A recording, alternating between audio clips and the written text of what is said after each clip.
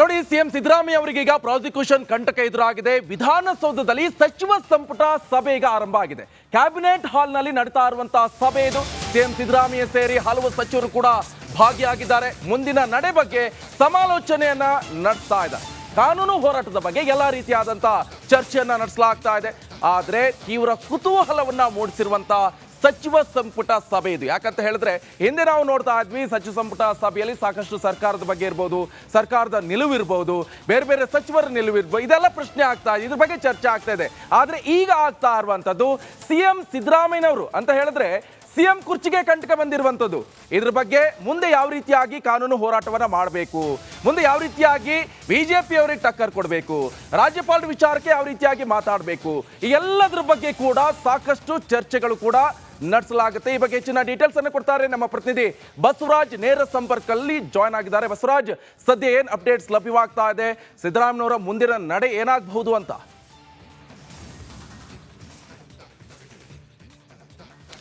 ನಿಕೇಶ್, ಬಹಳ ಪ್ರಮುಖವಾಗಿ ರಾಜ್ಯಪಾಲರು ಮುಡ ಕೇಸನ್ನು ಪ್ರಾಸಿಕ್ಯೂಷನ್ ಕೊಟ್ಟ ಬಳಿಕ ತುರ್ತಾಗಿ ನಡೀತಕ್ಕಂತಹ ಸಚಿವ ಸಂಪುಟ ಸಭೆ, ಬಹುತೇಕ ಸಚಿವ ಸಂಪುಟ ಸಭೆಗೆ ಸಚಿವರು ಗೈರಾಗಿದ್ದಾರೆ. ಯಾಕಂದರೆ ಜಿಲ್ಲೆಗಳಲ್ಲಿ ಅವರು ಹೋಗಿದ್ರು, ಅವರು ತುರ್ತಾಗಿ ಕರೆದಿರೋ ಕಾರಣಕ್ಕಾಗಿ ಇನ್ನೂ ಕ್ಯಾಬಿನೆಟ್ ಸಭೆಗೆ ಬಂದಿಲ್ಲ. ಅದು ಹೊರತುಪಡಿಸಿ ಕ್ಯಾಬಿನೆಟ್ ಸಭೆಯಲ್ಲಿ ಒಂದಷ್ಟು ನಿರ್ಧಾರಗಳನ್ನು ತೆಗೆದುಕೊಳ್ಬೇಕಾಗಿದೆ.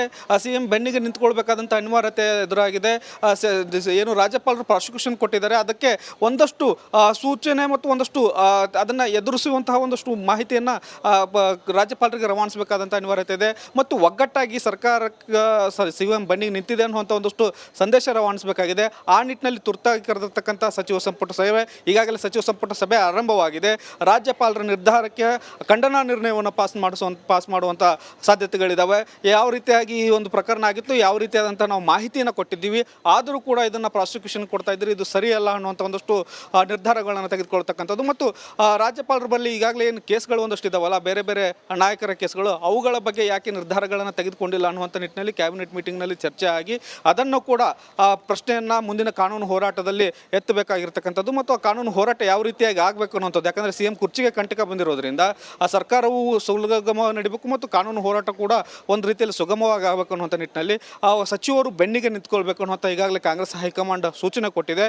ಆ ನಿಟ್ಟಿನಲ್ಲಿ ಈ ಒಂದು ಬಹುಮುಖ್ಯವಾಗಿ ನಡೀತಕ್ಕಂತಹ ಸಚಿವ ಸಂಪುಟ ಸಭೆ ಮತ್ತು ಸಿಎಂಗೆ ಒಂದಷ್ಟು ನೈತಿಕ ಬಲ ತುಂಬುವತಕ್ಕಂಥದ್ದು, ಮುಂದಿನ ಕಾನೂನು ಹೋರಾಟಗಳು ಮತ್ತು ರಾಜ್ಯಪಾಲರ ಈ ನಡೆ ಏನಿದೆಯಲ್ಲ ಅದನ್ನು ವಿರೋಧಿಸಿ ಒಂದಷ್ಟು ನಿರ್ಣಯಗಳನ್ನು ಇವತ್ತಿನ ಸಚಿವ ಸಂಪುಟ ಸಭೆಯಲ್ಲಿ ತೆಗೆದುಕೊಳ್ತಾರೆ. ನಿಕೇಶ್, ಓಕೆ, ಥ್ಯಾಂಕ್ ಯು ನಿಮ್ಮೆಲ್ಲ ಮಾಹಿತಿಗೆ ಬಸವರಾಜ್. ಇನ್ನು ರಾಜ್ಯಪಾಲರ ನಡೆಗೆ ಕಾಂಗ್ರೆಸ್ ನಿಗಿ ಕೆಂಡ ಕಾರ್ತಾ ಇದೆ. ಅದು ಕೂಡ ಜಿಲ್ಲಾ ಕೇಂದ್ರಗಳಲ್ಲಿ ಪ್ರತಿಭಟನೆಗೆ ಕೆಪಿಸಿಸಿ ಕರೆಯನ್ನು ಕೊಟ್ಟಿದೆ. ಸೋಮವಾರ ಬೆಳಗ್ಗೆ 11ರಿಂದ ಬೀದಿಗಿಳಿದು ಪ್ರೊಟೆಸ್ಟ್ ಅನ್ನ ನಡೆಸಲಾಗುತ್ತೆ. ಶಾಸಕರು, ಸಂಸದರು ಭಾಗಿಯಾಗಲು ಸೂಚನೆಯನ್ನ ಕೊಟ್ಟಿದ್ದಾರೆ. ಸ್ವತಃ ಕೆಪಿಸಿಸಿ ಅಧ್ಯಕ್ಷ ಡಿಸಿಎಂ ಡಿಕೆ ಶಿವಕುಮಾರ್ ಸೂಚನೆ ಮೇರೆಗೆ ಪ್ರತಿಯೊಂದು ಜಿಲ್ಲಾದ್ಯಂತ ದೊಡ್ಡ ಮಟ್ಟದ ಪ್ರತಿಭಟನೆ, ಅದು ಕೂಡ ರಾಜ್ಯಪಾಲರ ವಿರುದ್ಧ. ನನಗೆ ಇದು ನೋಡಿದಾಗ ಈ ಹಿಂದಿನ ಒಂದು ಘಟನೆ ನೆನಪಾಗುತ್ತೆ. ಏನಂತ ಹೇಳಿದ್ರೆ, ಬಿಜೆಪಿ ಸರ್ಕಾರ ಇರುವಂಥ ಸಂದರ್ಭದಲ್ಲಿ, ಕಾಂಗ್ರೆಸ್ ಸರ್ಕಾರ ಇರುವಂಥ ಸಂದರ್ಭದಲ್ಲಿ ಏನಾಗಿದೆ ಅಂತ ಹೇಳಿದ್ರೆ, ಹಂಸರಾಜ್ ಭಾರದ್ವಾಜ್ ಅವರು ಕಾಂಗ್ರೆಸ್ ಸರ್ಕಾರಕ್ಕೆ ಸಪೋರ್ಟ್ ಮಾಡಿದ್ರು. ಇದೇ ಬಿಜೆಪಿ ದೊಡ್ಡ ಮಟ್ಟದಲ್ಲಿ ಪ್ರೊಟೆಸ್ಟ್ ಅನ್ನ ನಡೆಸಿರುವಂಥದ್ದು ಇಡೀ ಎಲ್ಲ ಜಿಲ್ಲಾದ್ಯಂತ ಹಂಸರಾಜ್ ಭಾರದ್ವಾಜ್ ವಿರುದ್ಧ ಅವರು ರಾಜ್ಯಪಾಲರಾದಂಥ ಸಂದರ್ಭದಲ್ಲಿ. ಈಗ ಮತ್ತೆ ಉಲ್ಟಾ ಆಗ್ತಾ ಇದೆ. ನಾರ್ಮಲಿ ಎಲ್ಲ ರಾಜಕಾರಣದಲ್ಲಿ ಬರುತ್ತೆ ಷಡ್ಯಂತ್ರ, ಅದು ಇದು ಮತ್ತೊಂದು ಮಗದೊಂದು. ಈಗ ಸ್ವತಃ ಡಿಸಿಎಂ ಡಿಕೆ ಶಿವಕುಮಾರ್ ಅವರು, ಅಂದ್ರೆ ಕೆಪಿಸಿಸಿ ಅಧ್ಯಕ್ಷರಾದಂತಹ ಡಿಸಿಎಂ ಡಿಕೆ ಶಿವಕುಮಾರ್ ಅವರು ಪ್ರತಿಯೊಂದು ಜಿಲ್ಲೆಯಲ್ಲೂ ಕೂಡ ಪ್ರೊಟೆಸ್ಟ್ ಅನ್ನ ಮಾಡಿ ಅಂತ ಕರೆಯನ್ನ ಕೊಟ್ಟಿದ್ದಾರೆ. ಯಾಕಂತ ಹೇಳಿದ್ರೆ ಸ್ವತಃ ಸಿಎಂ ಕುರ್ಚಿಗೆ ಕಂಟಕವನ್ನ ತಂದಿಟ್ಟಂತಹ ಈ ಪ್ರಕರಣ ಇದು ಮೂಢ ಹಗರಣ.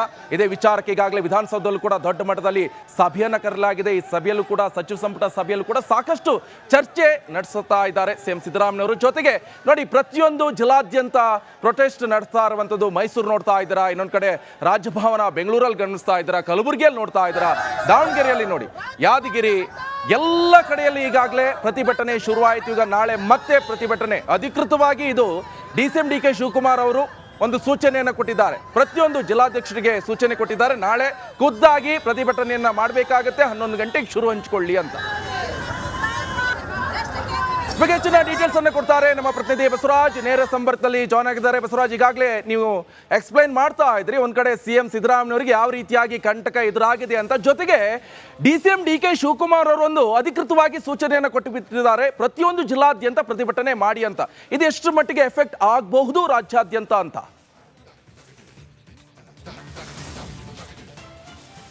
ಖಂಡಿತ ನಿಕೇಶ್, ಯಾಕಂದರೆ ಪಕ್ಷ ಕೂಡ CM ಸಿದ್ದರಾಮಯ್ಯ ಅವರ ಬೆನ್ನಿಗೆ ನಿಲ್ಲಬೇಕು ಅನ್ನುವಂಥ ನಿಟ್ಟಿನಲ್ಲಿ ಕಾಂಗ್ರೆಸ್ ಹೈಕಮಾಂಡ್ ನಿರ್ಧಾರ ಮಾಡಿದ್ದಾರೆ. ಆ ನಿಟ್ಟಿನಲ್ಲಿ KPCCಗೆ ಒಂದು ಸೂಚನೆಯನ್ನು ಕಾಂಗ್ರೆಸ್ ಹೈಕಮಾಂಡ್ ಕೊಟ್ಟಿರ್ತಕ್ಕಂಥದ್ದು ಜನರ ಆಕ್ರೋಶವಾಗಿ ಮತ್ತು ಪಕ್ಷದ ಆಕ್ರೋಶವಾಗಿ ರಾಜ್ಯಪಾಲರ ನಿರ್ಧಾರದ ವಿರುದ್ಧ ಸಿಡಿದು ಹೇಳಬೇಕು ಅನ್ನುವಂಥ ಒಂದು ಸೂಚನೆ ಕೊಟ್ಟಿರೋ ಬೆನ್ನಲೆಯಲ್ಲಿ ಸೋಮವಾರ ಬೆಳಗ್ಗೆ ಎಲ್ಲ ಜಿಲ್ಲಾದ್ಯಂತ ಜಿಲ್ಲಾ ಕೇಂದ್ರಗಳಲ್ಲಿ ದೊಡ್ಡ ಬೃಹತ್ ಪ್ರತಿಭಟನೆಗಳಾಗ್ತಾ ಇದ್ದಾವೆ. ಅದು ಹೊರತುಪಡಿಸಿ ತಾಲೂಕು ಮಟ್ಟದಲ್ಲಿ ಮತ್ತು ಕ್ಷೇತ್ರ ಮಟ್ಟದಲ್ಲೂ ಕೂಡ ಪ್ರತಿಭಟನೆ ಮಾಡೋಕ್ಕೆ ಒಂದಷ್ಟು ಸೂಚನೆಯನ್ನು ಕೊಟ್ಟಿದ್ದಾರೆ.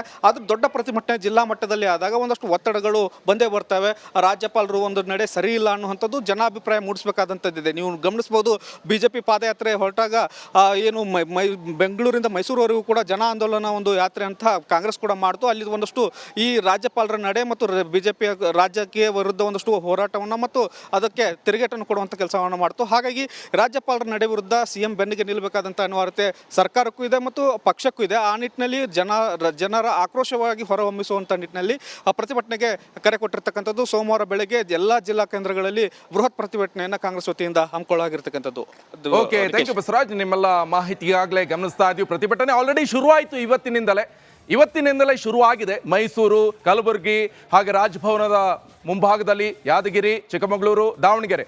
ಆದರೆ ಇದನ್ನ ಹೊರತುಪಡಿಸಿ ಸೋಮವಾರದಿಂದ ಎಲ್ಲ ಜಿಲ್ಲಾದ್ಯಂತ 11 ಗಂಟೆಗೆ ಪ್ರತಿಭಟನೆಯನ್ನ ಶುರು ಮಾಡಿ ಅಂತ ಎಲ್ಲ ಜಿಲ್ಲಾ ಕೇಂದ್ರಗಳಲ್ಲಿ ಒಂದು ಅಧಿಕೃತವಾದಂತಹ ಸೂಚನೆಯನ್ನ KPCC ಅಧ್ಯಕ್ಷ DCM DK ಶಿವಕುಮಾರ್ ಅವರು ಕೊಟ್ಟಿದ್ದಾರೆ.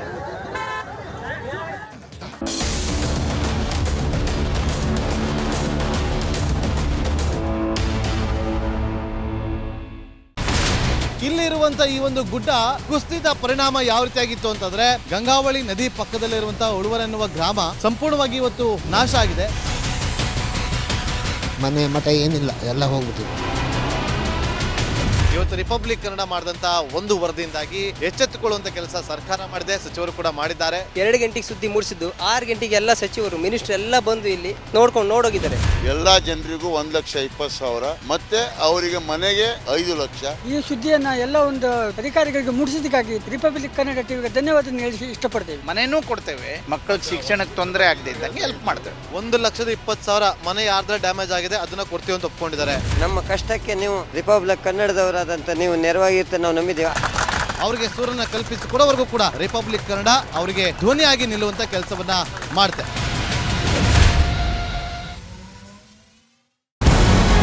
ನಮಸ್ಕಾರ, ಕರ್ನಾಟಕ ಪ್ರೈಮ್ ಟೈಮ್ಗೆ ಸ್ವಾಗತ. ನಾನು ಜಯಪ್ರಕಾಶ್ ಶೆಟ್ಟಿ. ಇಡೀ ಕರ್ನಾಡು ಇವತ್ತು ರೆಬೆಲ್ ಆಗಿ ನಿಂತಿದೆ. ಈ ಹಗರಣಗಳನ್ನು ಸದನದಲ್ಲಿ ಪ್ರಸ್ತಾಪ ಮಾಡಲು ಕೂಡ ಕಾಂಗ್ರೆಸ್ ಹಿಂದೇಟು ಹಾಕಿದ್ದೇಕೆ? ನಿಮ್ಗೆ ಸಂಬಳ ಅದಕ್ಕೆ, ನಿಮಗೆ ವಾಹನ ಅದಕ್ಕೆ, ನಿಮಗೆ ವೆಪನ್ ಅದಕ್ಕೆ, ನೀವು ಅದನ್ನು ಸೆರೆ ಹಿಡಬೇಕಾಗಿತ್ತು. ನೀವು ವಿದ್ಯುತ್ ಬರ ಇದೆ ಅಂತ ಹೇಳ್ತಾ ಇದ್ದೀರಿ, ಎಲ್ಲಿ ಬರ ಇದೆ ನೀವು ಹೇಳಬೇಕು. ಪಾಕಿಸ್ತಾನ್ ಆಕ್ಯುಪೈಡ್ ಕಾಶ್ಮೀರ್ ಅದು ಎಂದೆಂದಿಗೂ ನಮ್ಮದು.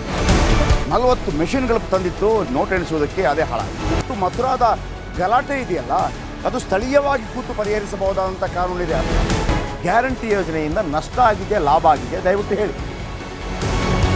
Dawood Ibrahim most wanted criminal ಯಾವಾಗಾದ ಅಂದರೆ ಇಲ್ಲಿ ತನಕ ಭಾರತ ದೇಶದಲ್ಲಿ ಓರ್ವ ದಲಿತ ಪ್ರಧಾನಿಯಾದಂಥ ಇತಿಹಾಸವೇ ಇಲ್ಲ. ರಿಪಬ್ಲಿಕ್ ವರ್ಲ್ಡ್ ಆಪ್ ಇದು ಕೇವಲ ಅಪ್ಲಿಕೇಶನ್ ಅಲ್ಲ, ಸಮಗ್ರ ಸುದ್ದಿಗಳ ಸಂಪರ್ಕ ಮಾರ್ಗಕ್ಕೆ ಕ್ರಾಂತಿಕಾರಿ ಬದಲಾವಣೆ. ರಿಪಬ್ಲಿಕ್ ವರ್ಲ್ಡ್ ಆಪ್ ಕೇವಲ ಸುದ್ದಿ ಅಪ್ಲಿಕೇಶನ್ ಅನ್ನ ಪರಿಚಯ ಮಾಡ್ತಾ ಇಲ್ಲ, ಬದಲಾಗಿ ಡಿಜಿಟಲ್ ಸುದ್ದಿ ಬಳಕೆಯ ಹೊಸ ಯುಗಕ್ಕೆ ನಾಂದಿ ಹಾಡ್ತಾ ಇದೆ. ಇದೊಂದು ಬ್ರೇಕಿಂಗ್ ನ್ಯೂಸ್, ಪ್ರಭಾವಶಾಲಿ ಕಾರ್ಯಕ್ರಮಗಳಿಗೆ ಗಟ್ಟಿಯಾದ ವೇದಿಕೆ. ರಿಪಬ್ಲಿಕ್ ವರ್ಲ್ಡ್ ಅಪ್ಲಿಕೇಶನ್ ಈಗ ಲೈವ್ ಆಗಿದೆ. ಗೂಗಲ್ ಪ್ಲೇ ಸ್ಟೋರ್ ಮತ್ತು ಆಪಲ್ ಆಪ್ ಸ್ಟೋರ್ ಎರಡರಲ್ಲೂ ಲಭ್ಯವಿದೆ. ಈಗಲೇ ಡೌನ್ಲೋಡ್ ಮಾಡಿ.